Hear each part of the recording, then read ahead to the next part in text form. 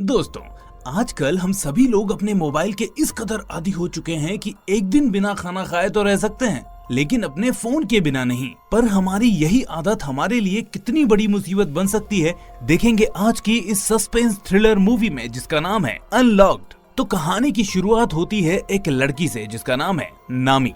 नामी एक बहुत ही हंसमुख और चुलबुली लड़की है जिसकी सुबह से लेकर रात अपने फोन के साथ ही गुजरती है। दिन भर में जो कुछ भी करती है उसकी एक एक अपडेट वो सोशल मीडिया पर शेयर करती रहती है। इसी बीच एक रात जब वो एक पार्टी से वापस आ रही होती है तो बस में नींद आने की वजह से उसका फोन वहीं गिर जाता है, जिसको एक अनजान लड़का उठा लेता है। वहीं दूसरे दिन सुबह जब नामी की दोस्त किम उसे उठाने के लिए आती है तो नामी देखती है कि उसका फोन उसके पास नहीं है। उसे लगता है कि उसका फोन रात में कहीं गिर गया होगा, इसलिए नामी फौरन अपने नंबर पर कॉल लगाती है जहां एक लड़का उस फोन को उठाता है।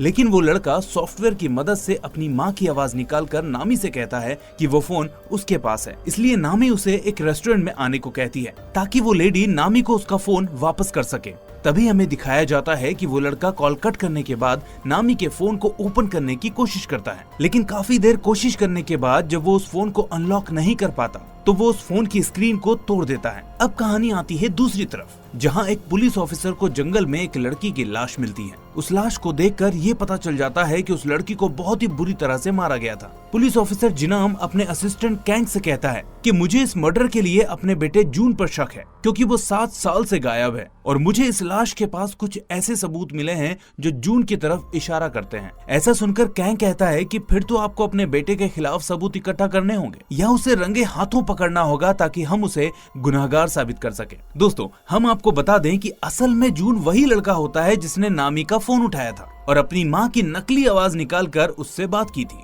खैर, अब हमें दिखाया जाता है कि नामी के पिता एक रेस्टोरेंट चलाते हैं जहां नामी उनकी हेल्प करती है और उनका हाथ बटाती है। तभी नामी के पास फिर से फोन आता है जहां जून इस बार भी अपनी माँ की आवाज में बात करता है और उसको बताता है कि तुम्हारा फोन मुझसे गलती से टूट गया है, इसलिए मैंने उसे ठीक करने के लिए भेज दिया है और उसका प्राइस भी पे कर दिया है। इसके बाद नामी उस पते पर पहुंच जाती है जो जून ने उसे फोन पर बताया होता है। उस पते पर पहुंचकर उसे मास्क लगाए हुए एक लड़का दिखाई देता है जो असल में जून ही होता है। वो नामी को उसका मोबाइल देने से पहले उससे एक फॉर्म भरवाता है जिसकी मदद से वो उस फोन का पासवर्ड पता कर लेता है और एक स्पाई सॉफ्टवेयर की मदद से नामी जैसा ही एक क्लोन फोन अपने लिए भी इंस्टॉल करके रेडी कर लेता है। नामी को लगता है कि वो लड़का उसके फोन की स्क्रीन को ठीक कर रहा है। थोड़ी देर गुजर जाने के बाद जून नामी को उसका फोन दे देता है, जिसके बाद हम देखते हैं कि अब नामी जो भी अपने फोन पर कर रही होती है ठीक वैसा ही जून के क्लोन वाले फोन में भी हो रहा होता है। इसी तरह जून नामी के ऊपर पूरी नजर रखने लगता है और धीरे धीरे उसकी सारी इन्फॉर्मेशन कलेक्ट करके लिखने लगता है, यहाँ तक कि वो नामी के कैमरे का इस्तेमाल करके ये तक देख सकता होता है कि आखिर नामी क्या कर रही है और बोल क्या रही है। इसके बाद जून उसी शाम को नामी के पिता वाले रेस्टोरेंट में जाता है जहाँ उसे नामी मिलती है। वो नामी से कहता है कि मैं तो यहाँ अक्सर आता रहता हूँ। इसके बाद वो नामी से एक स्पेशल ड्रिंक बनवाने को कहता है। क्लोन फोन होने की वजह से जून को अब नामी के फेवरेट टॉपिक्स और गेम्स के बारे में पता चल चुका होता है, इसलिए वो नामी से उन्हीं चीजों के बारे में बातें करने लगता है, जिससे नामी इम्प्रेस हो जाती है और उसे बताती है कि वो एक फैशन डिजाइनिंग कंपनी में जॉब करती है और साथ में अपने पिता के साथ उनके काम में मदद करती है। वहीं जून उससे कहता है कि वो एक सॉफ्टवेयर इंजीनियर है और एक बड़ी कंपनी में जॉब करता है। नामी और जून के बीच हो रही इन बातों को नामी के पिता दूर से देख रहे होते हैं। उन्हें लगता है कि नामी का कोई दोस्त है जो उससे बातें कर रहा है। अगले दिन नामी जब अपनी जॉब पर जाती है तो उसकी बॉस उसको एक नए प्रोजेक्ट के बारे में बताती है और नामी को उस प्रोजेक्ट को संभालने के लिए भी कहती है, जिसके बदले वो नामी का प्रमोशन कर देती है, पर साथ ही ये बात किसी को ना बताने के लिए भी कहती है। वहीं अब हमें दिखाया जाता है ऑफिसर जिनाम को, जो अपनी बीवी से मिलने आता है, जो कि मेंटली थोड़ा डिसेबल होती है। जिनाम उसे बताता है कि मुझे शहर में हुए मर्डर के लिए हमारे बेटे जून पर शक है, जिस पर उसकी बीवी उससे कहती है कि जून ऐसा नहीं कर सकता, वो तो यहाँ है भी नहीं और किसी से मिलता भी नहीं है। पर जिनाम जानता होता है कि उसकी बीवी जून से चुपके से बातें करती है पर उसको कुछ बताना नहीं चाहती। इसी बीच जिनाम के फोन पर कैंग का मैसेज आता है कि उसे जून की एक लोकेशन का पता चला है, जिसके बाद जिनाम वहाँ से सीधा उस लोकेशन की तरफ निकल पड़ता है। दूसरी तरफ जून नामी के ऑफिस जाने के बाद उसके घर पहुँच जाता है और उसके कमरे की तलाशी लेने लगता है, जहाँ उसे नामी का एक और फोन मिल जाता है। वहीं हम देखते हैं कि जिनाम भी उस लोकेशन पर पहुँच चुका होता है जहाँ जून रह रहा होता है। वहाँ वो उस लड़की के फोटो देखता है जिसका मर्डर हुआ था, जिसके बाद कंफर्म हो जाता है कि जून ने ही उस लड़की को मारा है। वहीं इस वक्त जून अपनी लोकेशन पर वापस आ जाता है और जिनाम को सबूतों के फोटो लेते हुए देख लेता है। इस बीच वो जिनाम को उसके फोन पर उसी का लाइव फोटो भेज देता है, जिससे जिनाम समझ जाता है कि जून यहीं कहीं है और उस पर नजर रखे हुए हैं। इसके बाद वो जून को पकड़ने के लिए बाहर आता है, लेकिन इतनी देर में वो जून जिनाम को उलझाए रखता है और जब तक जिनाम वापस उसी रूम में आता है तब तक जून वहाँ के सारे सबूतों को जला देता है और वहाँ से भाग जाता है। इसके बाद जून फिर से नामी के रेस्टोरेंट में जाता है और इस बार उसकी मुलाकात नामी के पिता मिस्टर पार्क से होती है। जून मिस्टर पार्क से भी कहता है कि मैं यहाँ अक्सर आता जाता रहता हूँ, लेकिन पार्क उस जगह का मालिक होता है। वो अच्छी तरह से जानता होता है कि ये लड़का झूठ बोल रहा है, लेकिन वो उसका रीजन नहीं जानता कि ये झूठ क्यों बोल रहा है, इसलिए वो इतना सीरियसली नहीं लेता। इसके बाद जून पिछले बार की तरह ही नामी से बातें करने लगता है, जिसके बाद जब नामी और उसके पिता वापस घर लौट रहे होते हैं तो मिस्टर पार्क उसे बताते हैं कि तुम्हारा दोस्त मुझसे झूठ बोल रहा था कि वो रेस्टोरेंट में कई बार आ चुका है, जबकि ऐसा नहीं है। आखिर वो मुझसे झूठ क्यों बोल रहा था? जिस पर नामी कहती है कि पापा, आप बेवजह एक छोटी सी बात के लिए उस लड़के पर शक कर रहे हैं। वो लड़का बहुत अच्छा है और आपको परेशान होने की जरूरत नहीं है। ये सब बातें जून सुन रहा होता है क्योंकि उसके पास नामी के मोबाइल का पूरा एक्सेस होता है। जिसके बाद वो समझ जाता है कि उसे पहले नामी के पिता के ऊपर लगाम लगानी होगी, वरना वो उसका प्लान फेल कर देंगे। वहीं रात को जब नामी अपनी दोस्त किम के साथ होती है तो नामी उसे जून के बारे में बताती है कि अगर जून छोटे बाल और बिना चश्मे के उससे आकर मिलेगा तो बहुत ही हॉट लगेगा। जिस पर किम उससे कहती है कि उसे भी जून से मिलना है। जिसके बाद नामी उसे मिलवाने का वादा करती है और जून फोन पर ये सब बातें सुन रहा होता है। अब दूसरी तरफ जिनाम उस लड़की के घर पहुंचता है जिसका मर्डर हुआ था। वो उस लड़की की माँ से उसके बारे में पूछने लगता है तो वो बताती है कि एक दिन उसकी बेटी का मोबाइल कहीं गिर गया था और उसके बाद जब वो मोबाइल लौटा तब से उसकी बेटी बड़ी परेशान रहने लगी थी और आखिरकार एक दिन उसका मर्डर हो गया। जिनाम उस औरत को कहता है कि वो उसकी बेटी के कातिल को जरूर ढूंढ लेगा और इतना कहकर वहाँ से चला जाता है। वहीं अब जून मिस्टर पार्क के घर पर एक पार्सल भेजता है, जिसको रिसीव करने मिस्टर पार्क बाहर आते हैं और जून उन पर हमला करके उन्हें किडनैप कर लेता है। अब अगले दिन जब नामी जागती है तो वो देखती है कि उसके फोन में बहुत सारे मैसेजेस और कॉल्स पड़े होते हैं, जिसमें सबसे ज्यादा कॉल्स उसके बॉस के होते हैं। उसके बाद वो देखती है कि किसी ने उसके सोशल मीडिया अकाउंट से उससे जुड़े सभी लोगों को उल्टा सीधा बोला है और साथ ही एक पोस्ट में उसकी बॉस के बारे में भला बुरा लिखा होता है। जिसके बाद नामी अपने ऑफिस पहुंचती है और वहाँ सभी उसको वहाँ से जाने के लिए कहते हैं। जिसके बाद नामी सभी से कहती है कि ये सब उसने नहीं किया, पर कोई भी उसकी नहीं सुनता और उसकी बॉस भी उसको नौकरी से निकाल देती है। जिसके बाद नामी दुखी होकर अपनी दोस्त किम के पास चली जाती है। किम उसको परेशान देखकर उसका पूरा साथ देती है और उसे लेकर फौरन पुलिस स्टेशन जाती है, जहां वो दोनों मिलकर इस बात की रिपोर्ट लिखवाते हैं। लेकिन सामने बैठा पुलिस ऑफिसर उसकी कोई भी मदद नहीं करता, बल्कि उल्टा उसे ही फोन का सही से इस्तेमाल करने के लिए उल्टा सीधा बोल रहा होता है। जिसके बाद किम और नामी रेस्टोरेंट में वापस आकर बैठ जाती है और इसी बीच जून नामी के पिता के मोबाइल से नामी को बीच बीच में मैसेजेस कर रहा होता है ताकि उसे कोई शक न हो। और मैसेज करने के बाद वो सीधा उसके रेस्टोरेंट में आ जाता है, जहां नामी उससे मदद मांगती है क्योंकि उसने बोला था कि वो एक सॉफ्टवेयर इंजीनियर है। जून उसके मोबाइल को देखकर कहता है कि तुम्हारे फोन को किसी ने स्पाई सॉफ्टवेयर की मदद से हैक कर लिया है और ऐसा वही कर सकता है जिसको तुम्हारे पासवर्ड्स के बारे में पता हो। जिसके बाद जून नामी को रेस्टोरेंट से बाहर ले आता है और उससे कहता है कि जिसने भी तुम्हारे मोबाइल को हैक किया है उसने तुम्हारे अकाउंट से सभी को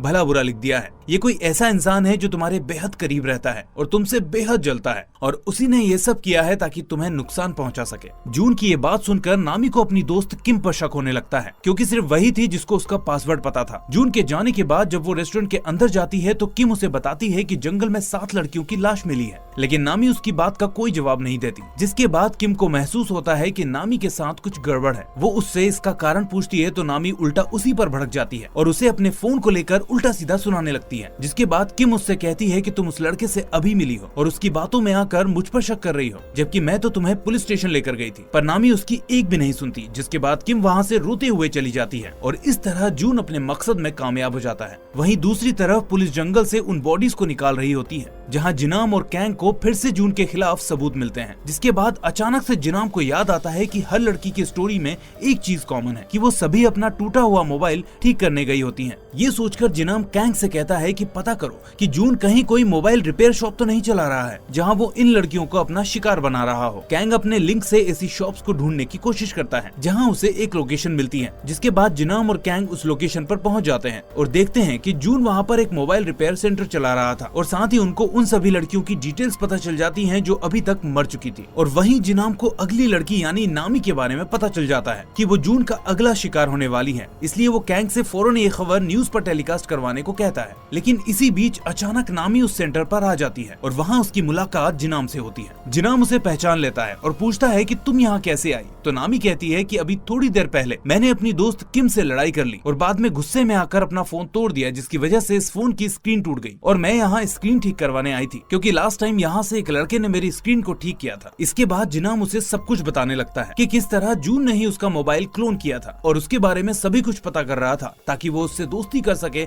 और बाद में उसे मार सके। पर ये सब बातें अब जून नहीं सुन पा रहा होता है क्योंकि जब नामी ने अपना फोन तोड़ दिया था तो उसका एक्सेस जून के पास से खत्म हो गया था। इसलिए अब जिनाम, नामी और कैंग मिलकर एक प्लान बनाते हैं जिसमें नामी कहती है कि वो जून को अपने घर बुलाएगी और उसे जिनाम से पकड़वा देगी। अब नामी अपने फोन से जून को अपने घर बुलाती है, जिसके बाद जून ठीक वैसे ही छोटे बाल और बिना चश्मे के उसके घर के लिए निकल जाता है जैसा उसने एक बार नामी को कहते हुए सुना था। इस बीच जिनाम और कैंग नीचे अपनी गाड़ी में बैठकर जून को पकड़ने का इंतजार कर रहे होते हैं और जैसे ही वो जून को देखते हैं तो उसे पीछे से पकड़ने के लिए जाते हैं। लेकिन पास जाकर जिनाम देखता है कि ये उसका लड़का जून नहीं है बल्कि कोई और है। इसके बाद जून उन दोनों को उल्टा सीधा बोलता है और कहता है कि वो उन दोनों ऑफिसर्स की शिकायत करेगा क्योंकि वो उसे बेवजह परेशान कर रहे थे। दोस्तों, अब आप सोच रहे होंगे कि आखिर जिनाम ने अपने बेटे को पहचाना क्यों नहीं, जबकि वो तो वही लड़का था जो अब तक नामी से मिल रहा था। तो दोस्तों, इसके लिए आपको सुननी होगी आगे की कहानी, जिसमें दोनों ऑफिसर्स ऊपर जाकर नामी से पूछते हैं कि आखिर जून वहाँ क्यों नहीं आया। तो नामी कहती है कि उसके पास जून का एक मैसेज आया कि वो अभी किसी काम में बिजी है और इसलिए नहीं आ सकता, जिसके बाद जून अपना फोन बंद कर लेता है। अब इसी बीच जिनाम के पास ऊपर हेडक्वार्टर से फोन आता है जहां उसे पता चलता है कि अब हर किसी को उसके बेटे जून के कातिल होने का पता चल गया है, इसलिए उसे अब इस केस से हटाया जा रहा है ताकि वो अपने बेटे को बचा ना सके।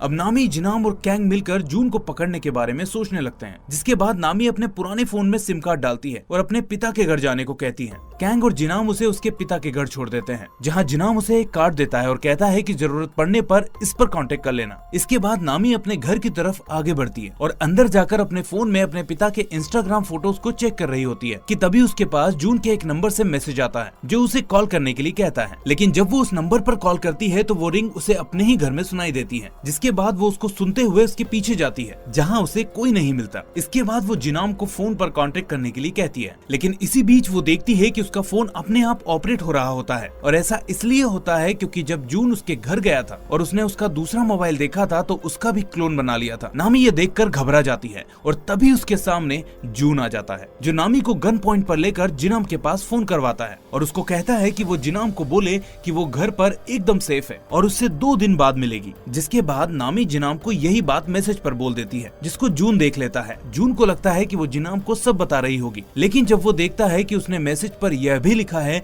कि वो सेफ है तो वो ये देखकर हंसने लगता है। इसके बाद नामी देखती है कि जून ने नामी के पिता को बंदी बनाकर रखा होता है और अब उनको मारने की धमकी देने लगता है। इसी बीच नामी उससे कुछ भी करने को कहती है जिससे वो अपने पिता को बचा सके। जिसके बाद जून उससे कहता है कि वो खुद को टेप से बांध ले। नामी ऐसा ही करती है, जिसके बाद जून नामी के पिता को पानी के टब में डाल देता है और उसका पानी ऑन कर देता है। जिसके बाद नामी उसके ऊपर चिल्लाती है कि उसने खुद को बांध लिया फिर भी वो उसके पिता को क्यों मारना चाहता है। इसके बाद जून उसकी एक नहीं सुनता और उसको भी उस टब में डालकर वहाँ से बाहर आ जाता है। बाहर आकर वो उसी कार्ड को देखता है जो जिनाम ने नामी को कांटेक्ट करने के लिए दिया था और वहाँ उसे पता चलता है कि जिनाम ने बोला था कि वो उसको सीधा कॉल करे लेकिन मैसेज ना करें। इससे जून समझ जाता है कि आखिर नामी ने जिनाम को मैसेज क्यों किया था, लेकिन वो ये सब समझने में देर कर चुका होता है क्योंकि इतनी देर में जिनाम अपने साथी कैंग के साथ मिलकर जून को पकड़ लेता है और जिनाम जून से पूछता है कि मेरा बेटा कहाँ है, क्योंकि तुम जून नहीं हो, तुम कोई और हो। और ऐसा करके वो उस लड़के को मारने लगता है। वो लड़का उससे कहता है कि वही जून है, पर जिनाम उसे पहचान नहीं पा रहा। जिसके बाद जिनाम को उसकी बात पर थोड़ा विश्वास होने लगता है, पर तभी वो लड़का हंसने लगता है और जिनाम को हंसते हुए बोलता है कि तुम कितने बड़े बेवकूफ हो जो अपने बेटे को भी ठीक से नहीं पहचान सकते। इसी बीच कैंग जल्दी से नामी और उसके पिता को टब से निकालता है। नामी देखती है कि कैंग उसके पिता मिस्टर पार्क को होश में लाने की पूरी कोशिश कर रहा है,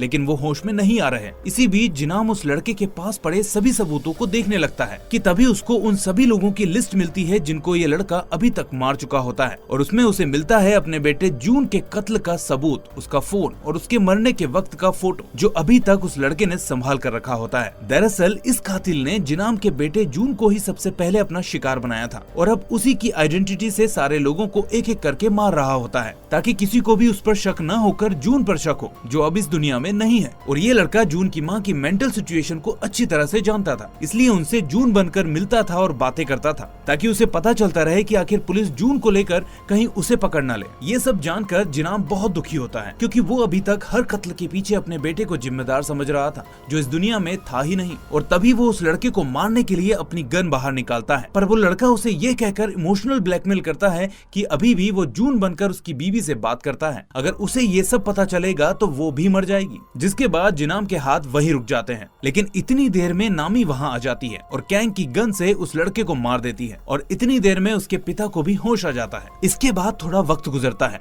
और हमें दिखाया जाता है कि नामी अपने पिता और अपनी दोस्त किम के साथ अपने रेस्टोरेंट में बैठकर बात कर रहे हैं, लेकिन उस पर कोई दूसरे फोन से नजर बनाए हुए है। और इसी के साथ ये मूवी अपने दूसरे पार्ट की हिंट छोड़कर दी एंड हो जाती है। दोस्तों, ये फिल्म हमें बताती है कि कल को अगर कोई हमारे फोन को हैक कर लेता है तो हमारी सोशल एक्टिविटी की आदत का गलत फायदा उठाकर वो हमारे साथ कुछ भी कर सकता है। खैर, आपको ये मूवी कैसी लगी हमें कमेंट करके जरूर बताएं। वहीं ऐसी थ्रिलिंग और सस्पेंस वाली मूवीज के लिए हमारे चैनल को सब्सक्राइब करने के साथ साथ नोटिफिकेशन बेल आइकन को भी दबा लें ताकि ऐसी एक भी मूवी आपसे मिस ना हो। अब मिलेंगे आपसे नेक्स्ट ऐसी ही जबरदस्त मूवी की एक्सप्लेनेशन के साथ। तब तक के लिए अपना ध्यान रखिए।